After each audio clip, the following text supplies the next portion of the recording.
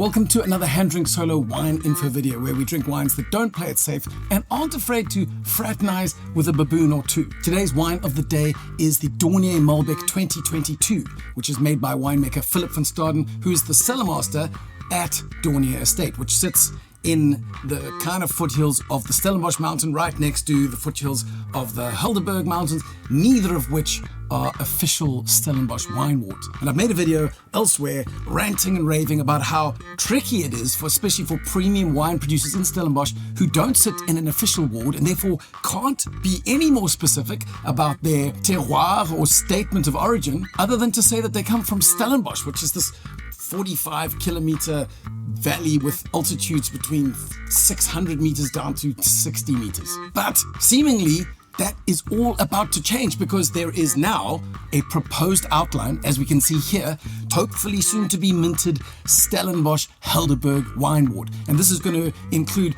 some of Stellenbosch's most well-known estates like Uvermere, Hidden Valley, Ernie Els, Ristenfreda, Alto, Waterford, and Dornier, amongst a whole bunch of others. But enough about Stellenbosch Helderberg. Let's get back to the wine of the day.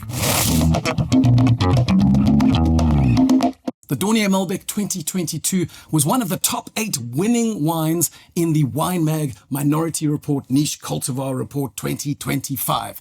It was the third highest scoring red wine in the entire competition, and that competition had us tasting over 100 wines from red and white, all of them made from niche cultivars, which is basically cultivars that have less than 5,000 hectares within the South African National Vineyard. So the Dornier Malbec 2022 came third, scoring 93.3, which put it behind only 2 wines, the Warwick Cabernet Franc 2022, which was the highest scoring wine with 94.7, and then second place was the Beaumont Farside Mourvèdre, which scored 94.3. So we're really very stoked to have this particular wine in the glass today.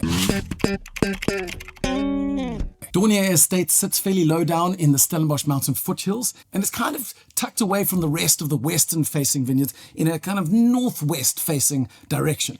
Dornier's Malbec vineyard, which is a single vineyard, sits at 260 meters above sea level. Interestingly, this vineyard is not actually on Dornier Estate, but on the neighboring Groenkloof farm, just across the Blauwklippen River. It also happens to be the little patch on the farm that has the highest solar radiation of any vineyard there. So this really warm, sun-soaked patch is perfect for ripening a cultivar like Malbec. But it's not just the warmth and solar radiation that makes this vineyard interesting. The wildlife helps as well.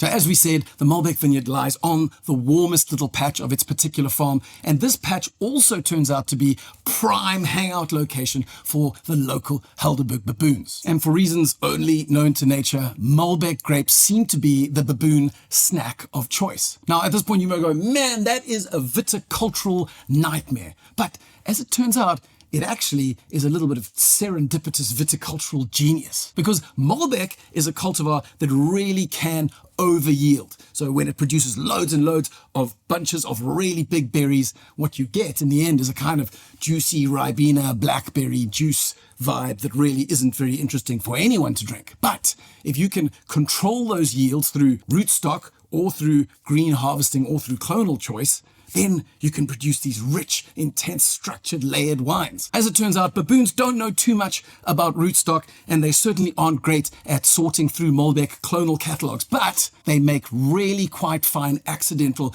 green harvesters, because these little guys come through the vineyard, eat all that excess fruit, and once they've glutted themselves on ripe Malbec grapes, the vines are left with a far lower load to have to ripen. And so they can put all their energy into ripening the lower load of fruit and produce really far more complex, flavor-rich fruit that produces a much more engaging wine. But don't take my word for it. Let's get into the glass and see what it has for us.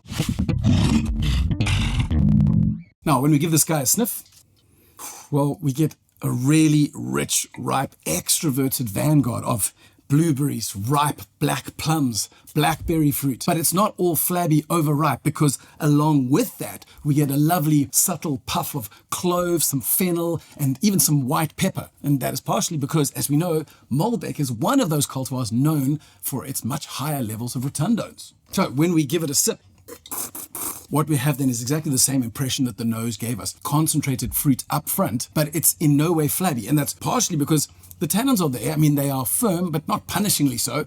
And then you also have those spice notes. So you've got juicy black cherry, you've got blackberry fruit, you've got a touch of sweeter blueberry. But through it all, the spice elements really remind you to take this wine seriously. Over that, it's a deliciously rich, velvety mouthfeel, despite the firm tannins I just mentioned. But before I go, I want to say one more thing about just Dornier as an estate, because if you look at their lineup of wines, they are gloriously adventurous. There's a Petit Verdot, there's a Tempranillo, there's a Pinot Grigio, and obviously this Malbec. But it's not just the weird cultivar choice that makes them interesting. What really puts them in a unique little spot is the fact that they make these wines in a rather classic style. Bold fruit, big spice, proper oak aging. I mean, for example, this Malbec sits in oak for 24 months, 30% of which is new, and it totally shows. But my point about niche cultivars in a classic style is that that combination creates quite a rare experience, which is a kind of safer wine adventure,